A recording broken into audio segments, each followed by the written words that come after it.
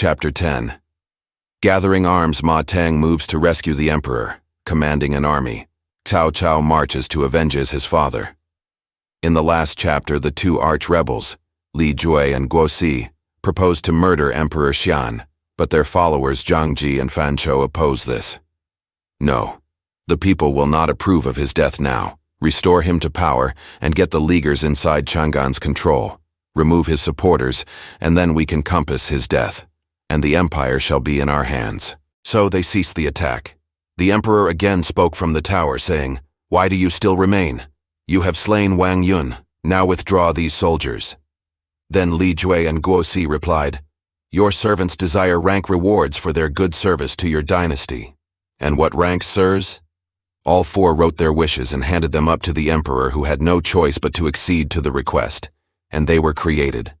Liu Bei was appointed general of the Flying Cavalry, Lord of Qiang, commander of Capital District, court administrator, and granted military insignia. Guosi was appointed general of the Rear Army, Lord of Meiyang, court administrator, and granted military insignia. Fan Chou was appointed general of the Right Army and Lord of Wanyan. Zhang Ji was appointed general of the Flying Cavalry and Lord of Pingyan. Li Meng and Wang Fang, for opening the city gates, were appointed imperial commanders. After receiving ranks of nobility, Liu Bei and Guosi thanked the emperor and went away to camp at Shunong, the suburb of Chang'an. The inferior rebel leaders also were gratified with ranks, and once more the capital was free of troops. Dongzhuo's followers, having so far succeeded, did not forget their late leader. They sought his corpse for burial, but only a few fragments were discoverable. Then they had sculptors engrave a statue of fragrant wood in his likeness, laid that out in proper form, and instituted a noble's sacrifices and prayers.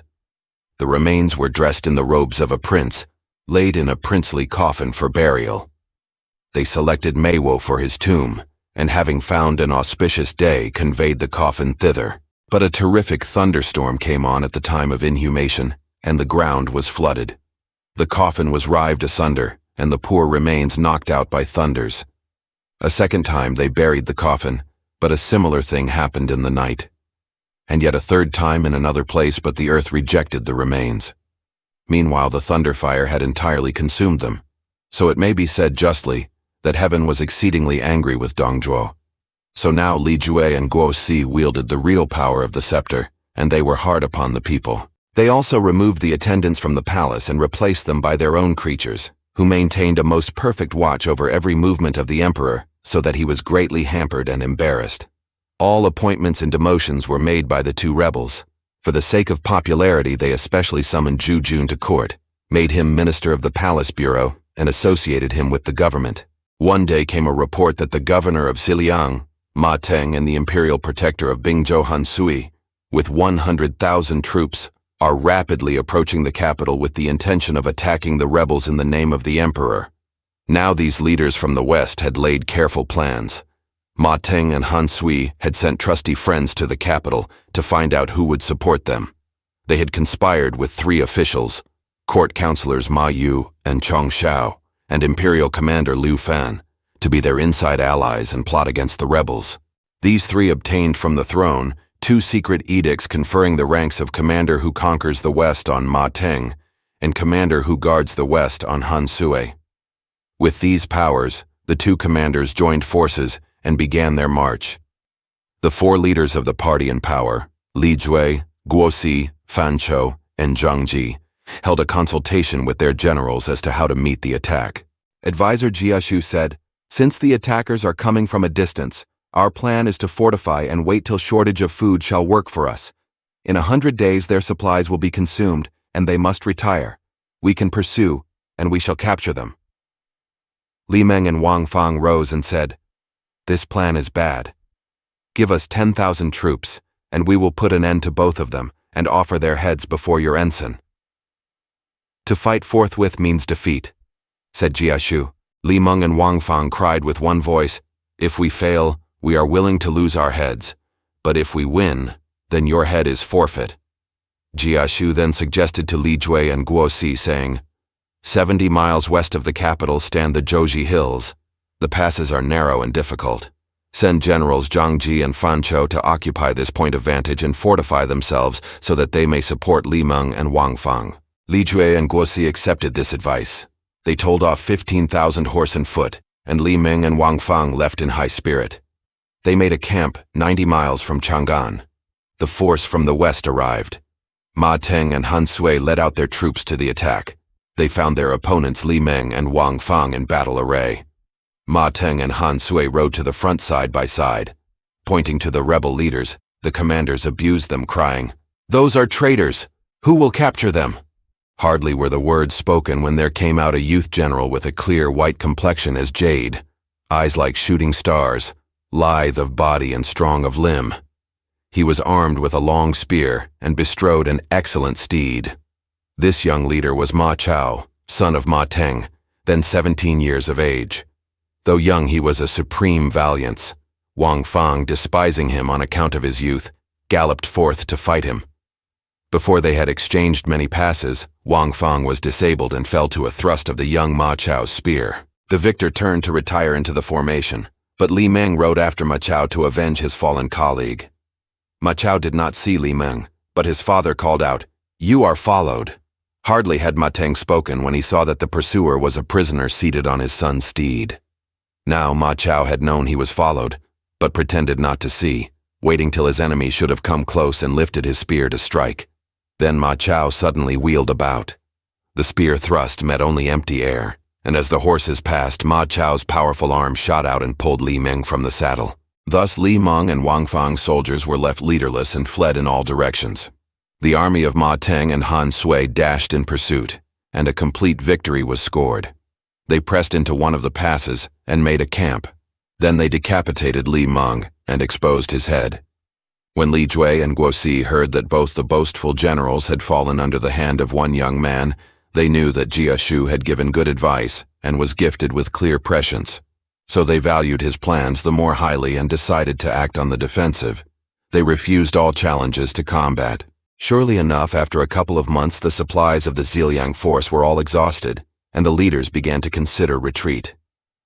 Just at this juncture, a household servant of Ma Yu's family betrayed his master and told of the conspiracy of the 3 court officials to assist the attackers. The 2 chiefs Li Jue and Guo Si, in revenge, seized the 3 conspirators, Ma Yu, Chong Shao, and Liu Fan, with every member of their households, and beheaded them in the marketplace. The heads of the 3 were exposed at the front gate of the capital. Being short of food and hearing of the destruction of their 3 adherents in the city, the only course for Ma Teng and Han Sui was to retreat. At once Zhang Ji went in pursuit of Ma Teng, and Fan Chou followed Han Sui. The retreating army under Ma Teng was beaten, and only by Ma Chao's desperate efforts were the pursuers driven off. Fan Chou pursued the other army. When he had come close, Han Sui rode boldly up and addressed him, saying, "You and I, sir, are fellow villagers. Why then behave so unfriendly?" Fan Chou replied, "I must obey the commands of my chief. I am here for the service of the state. Why do you press me so hard?" said Han Sui. At this Fan Chou turned his horse, called in his troops, and left Han Sui in peace. Unwittingly, a nephew of Li Jue had been a witness of this scene, and when he saw the enemy allowed to go free, he returned and told his uncle. Angry that his enemy had escaped, Li Jue would have sent an army to wreak vengeance on his general. But his advisor Jia Shu again came in, saying, "The people are yet unsettled. It was dangerous to provoke another war. Instead, invite Fan Chou to a banquet, and while the feast was in progress, executing him for dereliction of duty." This seemed good to Li Jue, so the banquet was prepared. Zhang Ji and Fan Chou accepted their invitations and went cheerfully. Toward the latter part of the entertainment, a sudden change came over their host Li Jue, and he suddenly asked Fan Chou, "Why have you been intriguing with Han Sui? You are turning traitor, eh?" The unhappy guest was taken aback. Before he could frame his words to reply, he saw the assassins rush out with swords and axes. In a moment all was over, and Fan Chou's head lay beneath the table. Scared beyond measure, his fellow guest Zhang Ji groveled on the floor.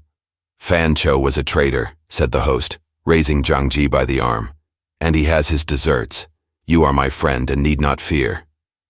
Li Jue gave Zhang Ji command of Fan Chou's army, with which Zhang Ji returned to his headquarters garrison in Hongyang. No one of the leaders among the Leaguers dared attempt an attack on the party newly risen from Dongzhuo's disaffection, while on the other hand, Jia Shu never ceased to urge his masters to exert themselves for the welfare of the people, and thus to tempt wise people to join them. And by these means the government began to prosper, and the court to reassert its authority. However, a new trouble arose in the shape of a resurgence of yellow scarves in Qingzhou. They came, under numerous chieftains, in the number of hundreds of thousands, and plundered any place they reached.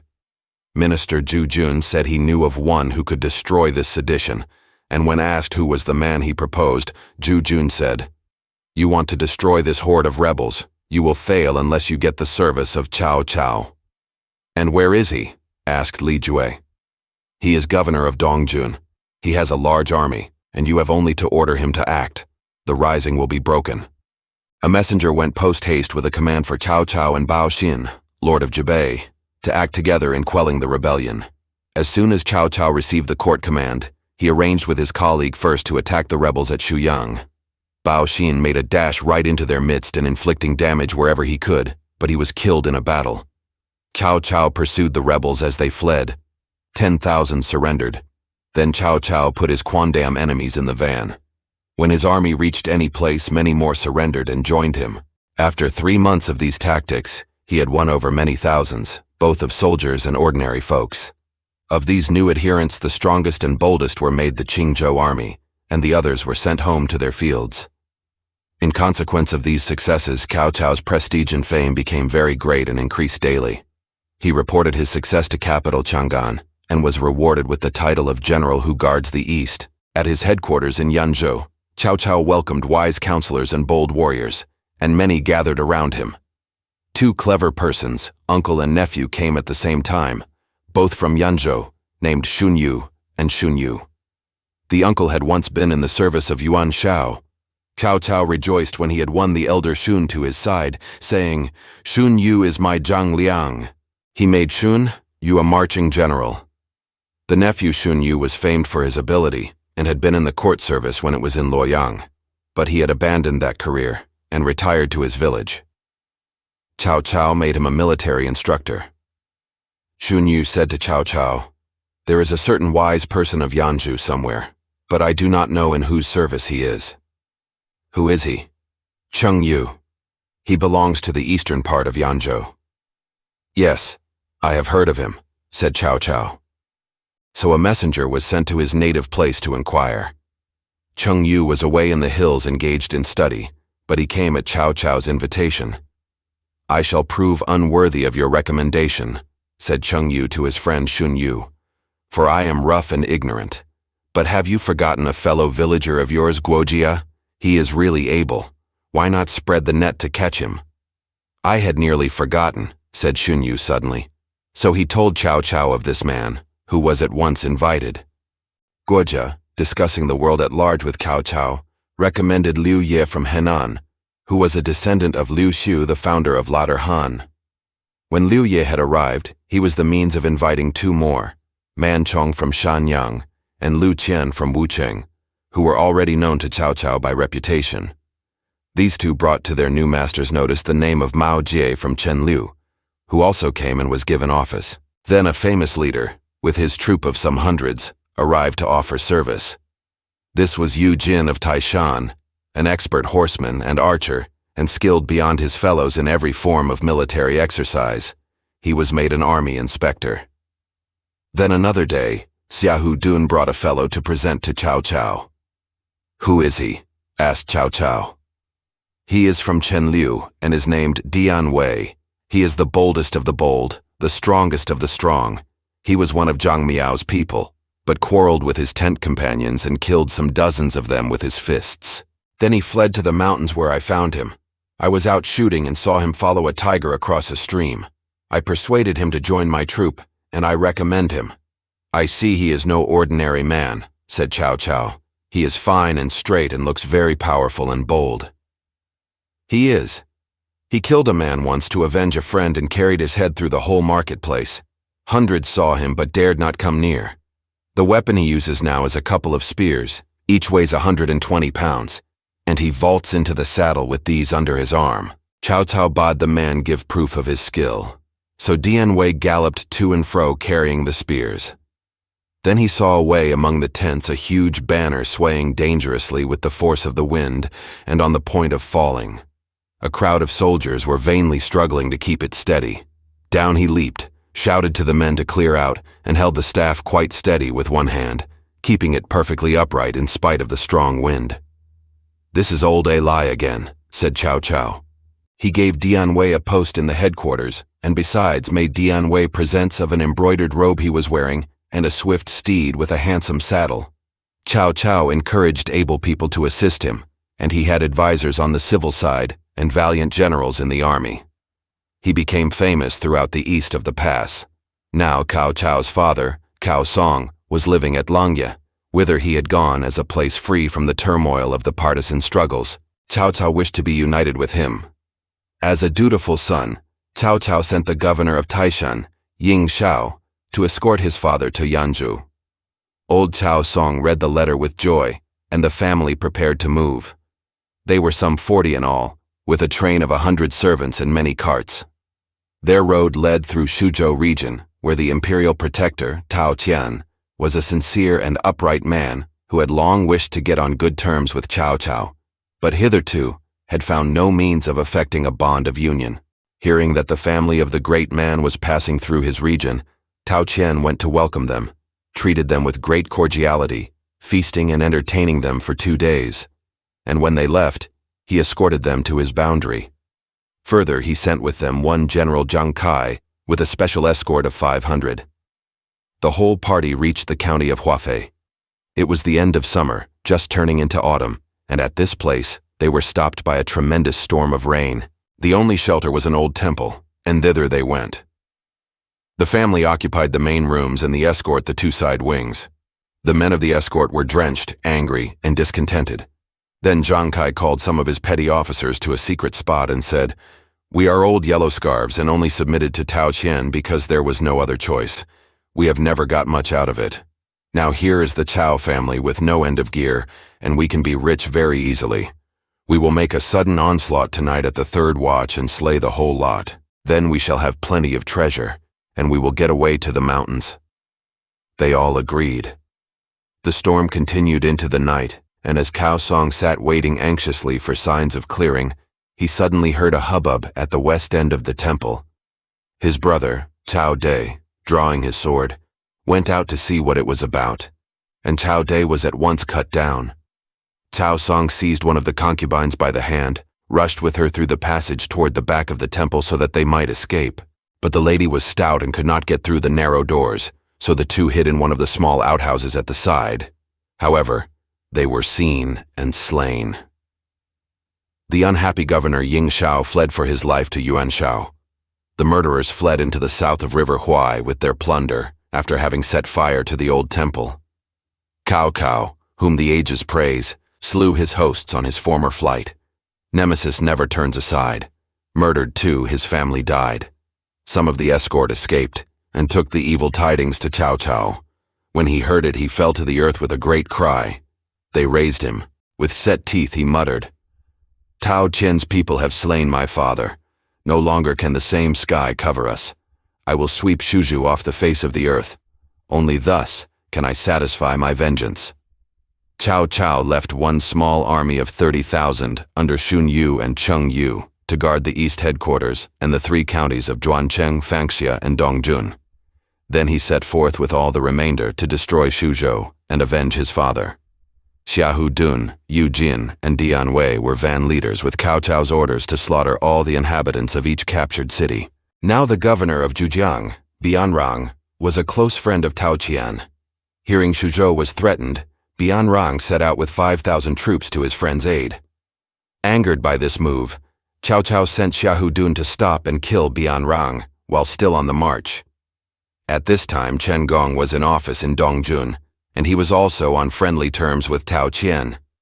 Hearing of Cao Cao's design to destroy the whole population, Chen Gong came in haste to see his former companion. Cao Cao, knowing Chen Gong's errand, put him off at first and would not see him. But then Cao Cao could not forget the kindness he had formerly received from Chen Gong, and presently the visitor was called to his tent. Chen Gong said, "They say you go to avenge your father's death on Chuzhou, to destroy its people. I have come to say a word. Imperial Protector Tao Qian is humane and a good man. He is not looking out for his own advantage, careless of the means and of others. Your worthy father met his unhappy death at the hands of Zhang Kai. Tao Qian is guiltless. Still more innocent are the people, and to slay them would be an evil. I pray you think over it." Cao Cao retorted angrily, "You once abandoned me, and now you have the impudence to come to see me. Tao Qian slew my whole family, and I will tear his heart out in revenge. I swear it. You may speak for your friend and say what you will. I shall be as if I heard not." Intercession had failed. Chen Gong sighed and took his leave. He said, "Alas, I cannot go to Tao Qian and look upon his face." So Chen Gong rode off to the county of Chenliu to give service to Governor Zhang Miao. Cao Cao's army of revenge laid waste whatever place it passed through, slaying the people and desecrating their cemeteries. When Tao Qian heard the terrible tidings, he looked up to heaven, saying, "I must be guilty of some fault before heaven to have brought this evil upon my people." He called together his officials to consult. One of them, Cao Cao, said, "Now the enemy is upon us. We cannot sit and await death with folded hands. I, for one, will help you to make a fight." Tao Qian reluctantly sent the army out. From a distance he saw Cao Cao's army spread abroad like frost and rushed far and wide like snow. In their midst was a large white flag, and on both sides was written vengeance. When he had ranged his troops, Cao Cao rode out dressed in mourning white and abused Tao Qian. But Tao Qian advanced, and from beneath his ensign he bowed low and said, "I wish to make friends with you, illustrious sir, and so I sent Zhang Kai to escort your family. I knew not that his rebel heart was still unchanged. The fault does not lie at my door, as you must see. You old wretch, you killed my father, and now you dare to mumble this nonsense," said Cao Cao, and he asked who would go out and seize Tao Qian. Xiahou Dun undertook this service and rode out. Tao Qian fled to the inner portion of his array, and as Xiahou Dun came on, Cao Bao went to meet him. But just as the two horses met, a hurricane burst over the spot, and the flying dust and pebbles threw both sides into the utmost confusion. Both drew off. Tao Qian retired into the city and called his officers to council. "The force against us is too strong," said he. "I will give myself up as a prisoner and let him wreak his vengeance on me. I may save the people." But a voice was heard saying, "You have long ruled here, and the people love you. Strong as the enemy are, they are not necessarily able to break down our walls, especially when defended by you and your people. I have a scheme to suggest that I think will make Cao Cao die in a place where he will not find burial." These bold words startled the assembly, and they eagerly asked what the scheme was. The next chapter will disclose who the speaker was. Thanks for watching. Please like the video and subscribe to the channel for more excellent content.